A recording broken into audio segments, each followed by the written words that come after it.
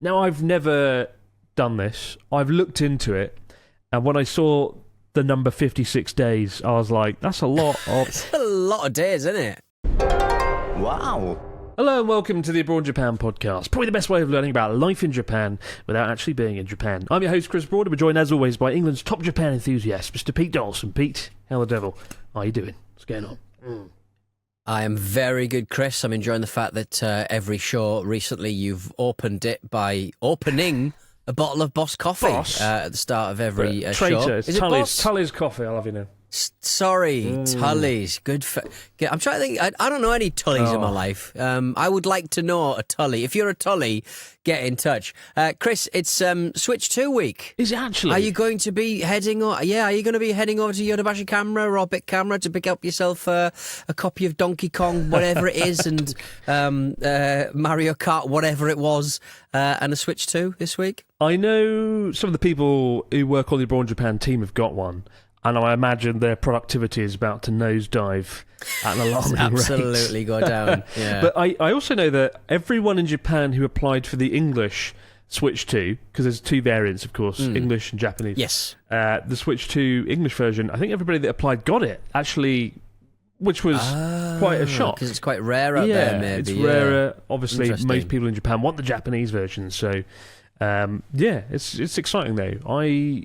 I bought Charlotte a Switch OLED for her birthday, like the Switch 1. But it's quite cool, isn't it? The OLED screen's really impressive on it. It feels like a sort of Switch 1.5. And we haven't used it once. I think she played a cat game or something, which is great. But I was like, It'll be amazing. We'll play Mario Kart every night. We'll play Mario Party. And then I went and wrote a book, and that was the end of that. But we'll play it at some point. We will. You play at some point, We'll play at some point. Have fun one day. I'm gonna wait, because remember, like they had the original Switch, and then they sort of shrunk it down for people who have tiny hands or tiny pockets or tiny commutes. Yeah. And that's very much how I operate now. I just need things that are way smaller than the things that I've got. My Steam Deck, too big, too unwieldy. That's why I don't get to play it. I need video game systems that are that big. So if Nintendo could get on that, I need a video game that's that small. That's all right. It's because the Switch 2 is bigger, isn't it? It's quite a bit bigger than the Switch. What was the mini Switch called? Switch Portable? I honestly can't remember. Switch Portable? I can't remember. So, I mean, they wouldn't call it Switch Portable because the other one's supposed to be portable. But I think detaching the little handles and stuff to do the mouse. I'm quite excited by the capacity for mouse control. That's pretty exciting. And it looks like Cyberpunk because the developers basically said because it's got a solid state or SD card, it's really it's good for that particular title. Ooh. So CD Projekt Red are doing some good stuff with Cyberpunk in a very small form factor. Exciting. That would be amazing. So Cyberpunk is going to come out on the Switch too? Yes, and the DLC as well in one package. Ooh. And I think it's one of the only Switch cards that actually has most of the game on the Switch card. Most of the releases, certainly in Japan, are just like keys that you put in and then it just downloads the game. A key to unlock a download, so to speak, rather than the actual download. So people who want to keep hold of their games for a long time are a little bit upset because obviously that all depends on whether Nintendo Online want to. I mean, if you're going to put your eggs into a basket, you may as well put it into Nintendo. I think they'll probably endure. They're one of the biggest companies in the world and they've been going for 100 years. So yeah, fingers crossed the servers will still be running in 10 years. I'm confident it will. But I would like to jump into a game at some point. It's been a while since I played a game. Like a Ghost of Tsushima I was addicted to last year. And I've been wanting to play Oblivion remastered. A friend of mine did give me a download key for PlayStation 5. But again, it's just time, innit? So you've got to sink a lot of time into it. I get really addicted to these things as well. Like I deliberately keep myself away from certain video games and certain TV shows because I know... And drugs. And drugs. Because when I have it, I can't stop. Yeah. Just like alcohol. Alcohol and camembert. And video games and TV. So I have to stay away until the book's done, in which case I can go back to doing That's these the things. problem, though, with people who are, effectively freelance. I'm sorry, Chris. You're a freelancer. You're a freelancer, Harry. You're a freelancer, Harry. I'm a what? it's kind of upsetting because you do every time you've got a bit of downtime, you feel like you're not doing what you should be doing. It's if you because I like sometimes start the day with a show. And I'll end the day after a football match and do like a sort of roundup show, and I'll have a couple of bits and bobs to do during the day. But then in between those times, I'll have a couple of hours where I can actually get something done. But if I dare touch, Indiana Jones and the Golden Circle, I feel like I'm really letting my entire family down, which isn't the way it should be. Really, you should be able to take a bit of downtime, headspace, etc. Can't you take your family along with you for the ride? Have them sitting on the sofa sit on as the you sofa, yeah. punch Germans in the face in Indiana Jones, admittedly. Hey, 2025. It's a great and useful message. I do have like a little arcade machine that I sort of rewired and made better a couple of years ago, and I did sit there when. Daughter was slightly younger, and we sat and we played like she was playing with the joystick, and she selected a game I'd never seen before and from the 1980s, and it was like a beach volleyball game, and we played that. I played it, and she sat on my lap for about an hour. I've never seen her so absolutely transfixed as to sit there and watch me play an unlovable beach volleyball game. So maybe she'll be. I mean, she's quite tall, so maybe she'll be a future beach volleyball enthusiast. Get her on GoldenEye. Get her on the good stuff. GoldenEye. Get her on the good muck. Get her on the good muck. Nice one. Well, we got a story this week from John, who says, "Hello, Chris and Pete. I'm a long-time listener and watcher. Just returned. Watcher sounds so sinister. Ooh. I'm a watcher. Returned from our honeymoon in Japan, where we had a very strange encounter outside of Osaka Castle. Standing in the surrounding parks of the castle, my wife walked away to grab a drink, and out of nowhere, an old man approached me. He said, 'Hey, Gaijin.' There's no way he said, 'Hey, Gaijin.' Hey, Gaijin. Let me ask you a question." It sounds like a video game side quest. Do you know where the sailors are? Let me ask you a question. This did not happen. Why don't you foreigners stick together? Puzzled by what he meant. This did not happen. I began looking around. I could see a lot of tourists getting off of coaches in groups, huddling around their tour guides in clusters, and I thought maybe he was trying to ask if we'd got separated from a group. After my wife returned with some drinks, though, he asked her the same question. Why don't you foreigners stick together? It was only at this moment that the penny dropped, and we both realised what he meant. My wife is British Indian and I'm white British. He was seriously asking why two different races would want to be with one another. Coming from the West, this type of question is very alien to us. However, we entertained the query, knowing Japan is far less diverse. He began to elaborate on his theories on Westerners, mixed relationships, the failures of the Western mindset, and why his books were not being published, and why his various marriages had failed. He tries. I want to meet this man. He sounds like a documentary. It's like a Natsuki the movie sequel that needs to be made. Why doesn't your face stick together? Punch you on the nose. He tried to sell us his self-printed literature and preach why his works were greater than Hemingway. Though entertainingly, I made the call to end the conversation, and we headed off into the main grounds of the castle, puzzled but amused by the encounter. On our return to the station later, we saw the man again, extolling the greatness of his literature to some poor, unfortunate Americans who were handing over money to make him leave them alone. Hopefully your listeners will manage to avoid this guy's sale pitch and mild demeanour if they're making a trip to the castle. Other than that, we had a great honeymoon. Love the channel. All the best, John. That sounds like a lot of fun, John. And yeah. I kind of believe the encounter happened because it sounded outrageous, but I have run into some interesting characters in tourist hotspots like castles. There's always someone around, there's always like someone from a cult trying to drag you into a cult or something, and there's always where the people are odd sort of characters, the place to find them. But yeah, I mean, what else is there to say other than you ran into an odd bloke? You've met the castle. Wow. John. He is employed by the castle. It's very much like a court jester, but more Tommy Robinson. He's just, he's just a bit much. Sorry about that, John. I'm sorry. I mean, I would say that like when we sort of encounter like eccentric Japanese people, it's a little bit babyish to sort of go, this is what they're like. But it is just what I think in our notes, like imagine a Japanese tourist going to the UK and somebody from whatever party exists that's right wing these days, like super right wing starts preaching stuff. It would take a long time for that Japanese person to figure out that they were being a problem, I think. Yeah, probably. So let's give him the benefit of the doubt he probably doesn't deserve, John. But good on you for being a good Get chap. out of there. But if you'd have punched him, that would have been fine too. It's estimated there's 2,000 cults operating in Japan, though, which is a crazy statistic, crazy number. 180,000 registered religious groups as well, which is quite frightening. There's that many.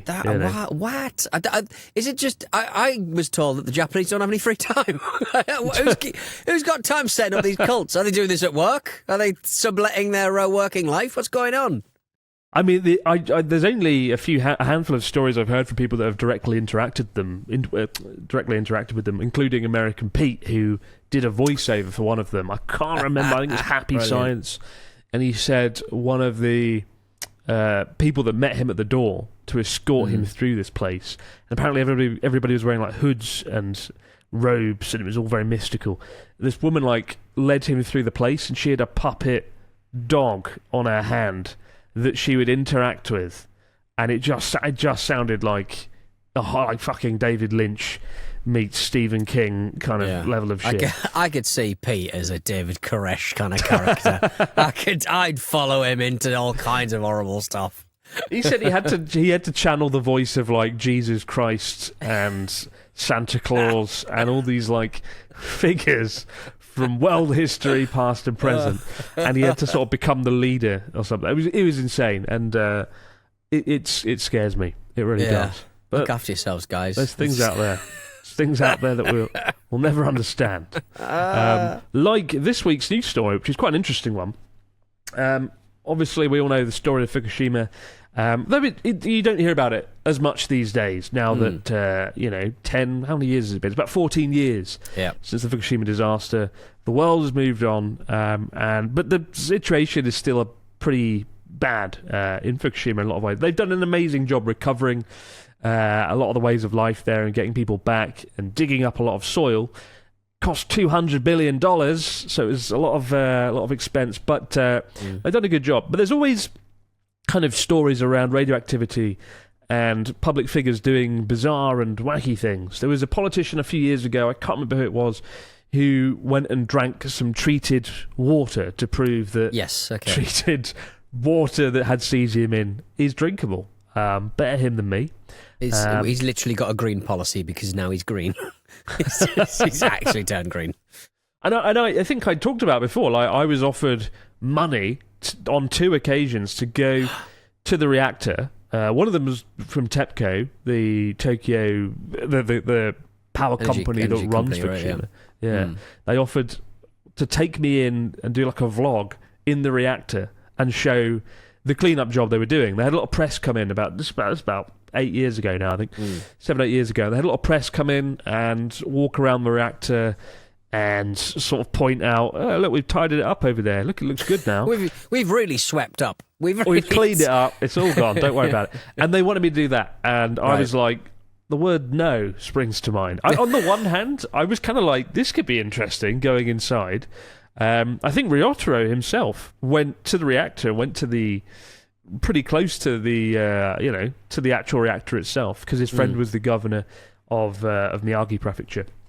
But I was just like, I would have liked to have gone there on a personal capacity to have a look around, but you didn't want to be part of like a propaganda wing of the government. Yeah, it would have been like, it was propaganda, And on another occasion, I was offered money to go to Fukushima, promote the food and promote the seafood from along the coastline. And I was like, I don't want to eat the seafood. I know they've treated the water. I know that they've done their best, but there's a lot of stuff in that sea around the nuclear reactor that, is going to be there for many years, dozens of years, 30, 50 years. Cesium sticks around quite a while, and fish have consumed it.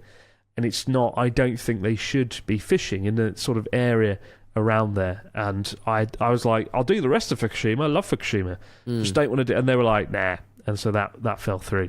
Right. But, so But I know people who have done their best to try and help Fukushima. I know people that have worked there in the food industry and have had to have these rigorous checks in place to check, food that's growing in Fukushima. And, most of it is safe these days, inland and whatnot. But there's this story this week about radioactive soil being used outside the Prime Minister's office. Fill us in, Pete. What's going down? Well, in the soil. The old Japanese government, they've got a bit of soil to get rid of. That's obviously soil that was found around the Fukushima plant. Japan is use radioactive soil to use in flowerbeds outside the Prime Minister's office and other government buildings, leading by example. The Prime Minister, it seems. Yes, after the disaster in 2011, there's been a huge effort to clear low-level radioactive soil, and the government has been trying to find a solution of how best to deal with it. Their answer: put it in the flower beds. Apparently, the soil has already been tested and approved by the International Atomic Energy Agency, so they say it's safe. The idea is they're going to be planting flowers outside government buildings at the Prime Minister's office. The plan is twofold: make the government buildings look pretty, while also demonstrating that the soil is safe to use. Another step to proving the Fukushima area is recovering well after the disaster. It's controversial, as you can imagine. I think most people will be like, oh, why are they doing this? Previous attempts have been made to use the soil in Tokyo and other parts of Japan. That's been halted due to opposition. Some people think it's a really great way of normalising radioactive materials, and others just don't feel great about it. There's even talk about how the government has to get rid of all contaminated soil by 2045. So this is just the plan of trying to do it. Getting rid of it, putting it in the flower beds. I mean, very put it in your tea.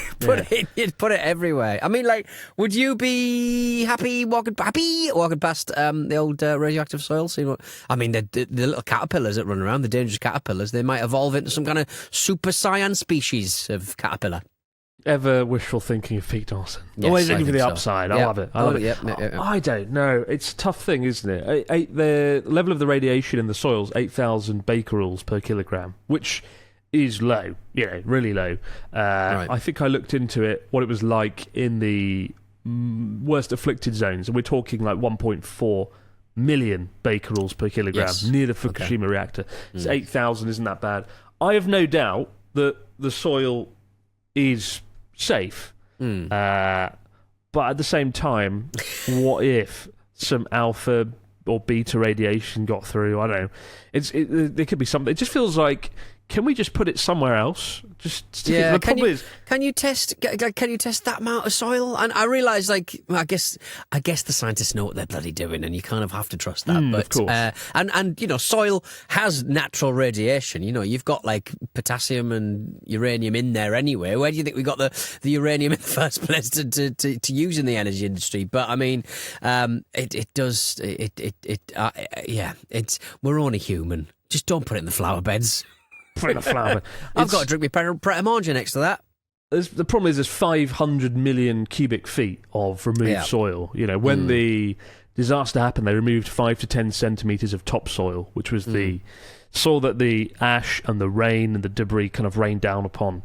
A huge area across Fukushima. And even now, when you drive through it, there's certain areas you're not really allowed to get out your car because they didn't touch a lot of the forests, right? Because the forests are...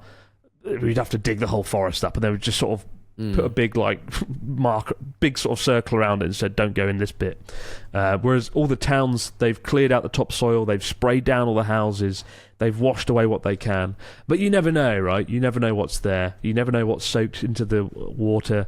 It's a horrible situation, and I don't know. Honestly, I don't know how I feel about it. There's a form of sort of mushroom that grows near radioactive sites. There is, and that sort of cleans the air, cleans the soil. It sort of grows off of gamma radiation, doesn't it? Yeah, it grows off like it thrives wherever radiation is highest and was highest after the Chernobyl disaster near the elephant's foot. There's this black sort of fungus that's sort of growing, and it's basically melanin.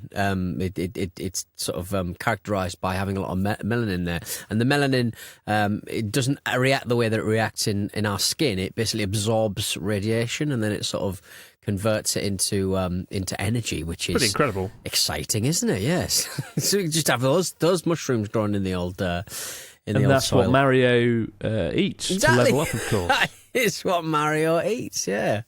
He gets very tired after. Like, he has a spurt of energy and he gets really big, but he's very tired afterwards. Just really vomits. He vomits down those pipes. Ugh. Oh, God.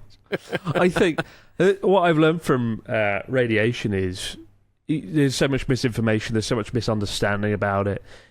Nobody really knows what is safe and what isn't. They know what levels are very unsafe. We're talking like micro sieverts are kind of safe, millisieverts not so safe, sieverts you just die.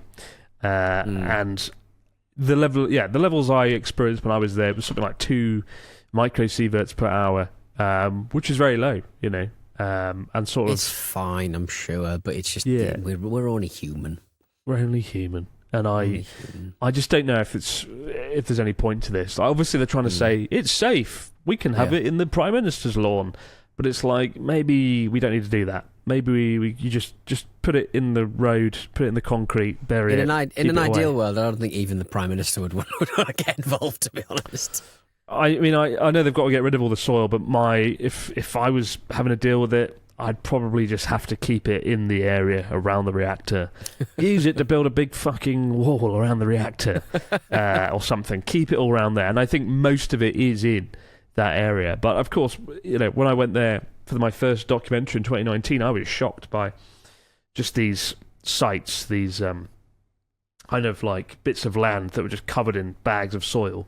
And it was astonishing. And they've got rid of a lot of it by concealing it and building hills and things. But yeah, it's an incredible thing. But I don't know. I'm sure there'll be a lot of people who are scientifically minded who are getting very upset at our natural reaction to the old radioactive soil. But we're just giving our honest, childish opinion about a serious the interesting problem. thing is I've spoken to scientists on both sides, and you'll have scientists who are like, it's safe, Fukushima, it was bad. The level of radiation wasn't as bad as you think. It's pretty safe now. I'd have no problems living there. And then you speak to scientists who are sort of opposed to nuclear, and they see it from a completely different perspective, and they're like, well, there is no gamma radiation, but there's alpha and beta particles still remaining that are potentially in the soil and not as easy to detect, and you can ingest it, yada yada. So I'd never know what to believe on the subject. I don't know why Japan doesn't build more geothermal plants, because it's a land of volcanoes and the fucking, steam coming out the soil in mountain ranges. Like, can we find a way to use that instead of building nuclear reactors and having them by the sea where there's earthquakes. and tsunamis? Have something that's takes its energy from earthquakes. For crying out loud, there's nothing more destructive than that. But on the other hand, if they're not using nuclear reactors, they're burning so much oil and gas that's imported from Qatar that's polluting the air and killing people anyway. As someone with asthma, it's just as bad having that in the air. So I don't know what the solution is, but I do know politicians sticking a bit of soil in their flower bed as a PR gesture probably isn't going to change much. It just looks a bit silly and a bit facetious. I don't know. But what do you think, guys? Curious to hear your thoughts on the subject. We'll be back in a moment, guys. We have stories, comments and question over in the fax machine. Wow. And we're back with the fax machine. What have we got this week from our listeners? Mr. Donaldson, fill us in. We got a message from Joshua from wonderful Atlanta, Georgia. Ooh, home of that big road that was in The Walking Dead. Hi, Chris and Pete. I started learning Japanese this year in January. So far, I've learned how to read hiragana, katakana, and about 80 kanji characters. Excellent work, Joshua. I've even had a few conversations with native Japanese speakers, although I did struggle a bit. One thing I've had difficulty learning, however, is pitch accents. For example, oh God, ome? Is that ome? Ame. Ame can mean either candy sweets or rain, depending on the accents given to the a or the me or the me. In Japanese, how important is it to use correct accents? Will Japanese speakers even care if I do not use the correct pitch accent? Do you know of any resources that can help, or do I just have to get better hearing? Thank you, Joshua from Atlanta, Georgia. I suck at pitch accent. Well, the thing is, people don't. It's not pitch accent; it's context, right? Right. If I'm like, I'm a tabitai, if I want to eat some sweets, obviously I'm not talking about the rain. Although eating rain is the sort of thing Pete Donaldson would do. So in that regard, eat that radioactive rain, baby. I'm going to eat the rain. Well, he's different, Pete Donaldson. So he might use ame in a different way. But you rely more on context than pitch accent, to be honest. Like the most popular ones like hashi and hashi, the difference between bridge and chopsticks. But I'm shit at pitch accent. It's my worst department of Japanese. I know Dogen, the legend that is Dogen, that's what he specialises in. So I'd go and check him out. Actually, at his YouTube channel, he's very good at pitch accent. But don't worry about it too much. Just focus on learning the words and everything else, and getting the context right. But Dogen's great. Mike says, "Hello, Chris and Pete. I quite enjoy wearing my kilt. It's much more comfortable than pants." Especially in the summer when a little more air circulation is welcome. I only wear pants at work where the kilt would be against dress code. Wait, I only wear pants at work where the kilt would be against dress code. Ooh. How do you think most people in Japan would react to a tall, ginger, kilted guy like myself? Would it be kakui or would it be henna? Strange. Kakui meaning cool, of course. Cheers, Mike. I think that would not go down well, and the staff would probably at first be like, oh, it's different, and then as you didn't pick up on the hint, they would get more and more assertive to the point they're like, don't wear that. I made sure to sort of search out somebody displaying or explaining any experience that they've had in Japan with a kilt, and there is one man who wrote a blog about his experiences in Japan wearing a kilt. His little forum post basically says, my wife and I just came back from the land of the rising sun. Always been a dream of mine since I was a kid back in the 1960s. I would sit at my dinner table with my legs folded under me, which I still do at other occasions. Problematic if you're wearing a kilt, though, sir. For my trip, I wore a green utility kilt most of the time. I was hesitant at first, not knowing how the Japanese people would respond, so I only brought one kilt. But then I saw any response I got was basically curiosity. I went to wear the puppy almost every day. So yeah, he did wear a kilt. He did wear a kilt. Oh man, it's worth searching the that forum post out, because he's basically wearing like what can only be described as cargo pants, but in a kit formation. It really is absolutely astonishing stuff. And he's kind of like taking a picture of himself next to a tree as if he's kind of sort of blending in. But this kind of I was completely unfamiliar with what a utility kilt is, but it's just a green sort of kilt with a big pocket on the side to keep, I don't know, fucking gaffer tape in or something. But I imagine it's quite good in a very hot country wearing a big kilt. But maybe not. He was staying in an Apple hotel near a sumo arena. What a lad. So yeah, apparently people have done it. Apparently people are quite interested in it. But I mean, I would go with a tartan to at least let people know that. I mean, maybe people will be fine with it now. I don't know. I don't think I've ever seen anybody wear a kilt in Japan. I would be curious to see what the response would be. Lots of looks, lots of confusion. I don't think that guy at Osaka Castle would be too happy if he saw. Right? No. He strikes me as a man. He strikes me as he's got strong opinions on things. He does. He's a man of. He's a fucking idiot, to put it bluntly. Eugene said, "Hello, Chris and Pete. My fiance and I have been looking at doing a potential trip to Japan and doing the 88 Shrine pilgrimage in Shikoku, specifically the walking version, which takes approximately 56 days. Have you ever considered doing this? Thankfully, you don't have to walk it all, but we figured it'd allow us to experience more. Thank you. Have a lovely day, Yuji." Now, I've never done this. I've looked into it, and when I saw the number 56 days, I was like, that's a lot of... It's a lot of days, isn't it? This is something I'll do. I do want to do it. I will do it, but there's a time and a place. And I have not arrived at that time or place. 88 official temples, and apparently there's more temples than that. Good God. Christ.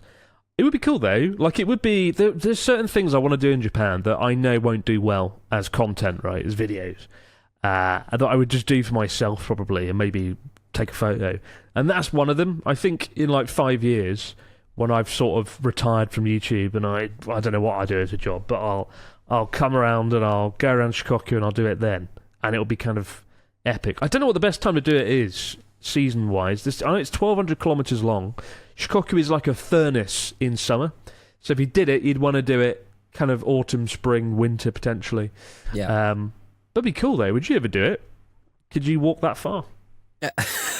No, not most days, to be honest, but hypothetically, I could probably get there in the end. But I think they do, like the ShikokuTourism.com website does say, please don't worry about if you can't be asked to walk it. You can take a bus that takes about 12 days, or get yourself a car and just drive it. Kind of defeats the object a little bit, but just drive it.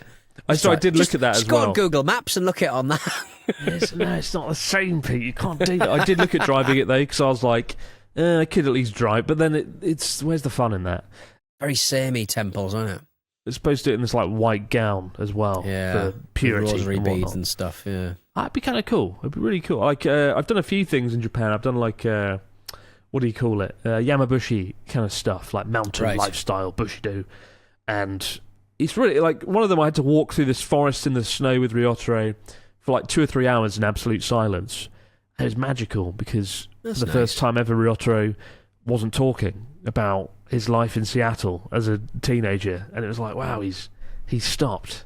It's magic. But especially in like snow, where you can just hear the quietness of a snowy scene is just so incredibly evocative. Big fan of that.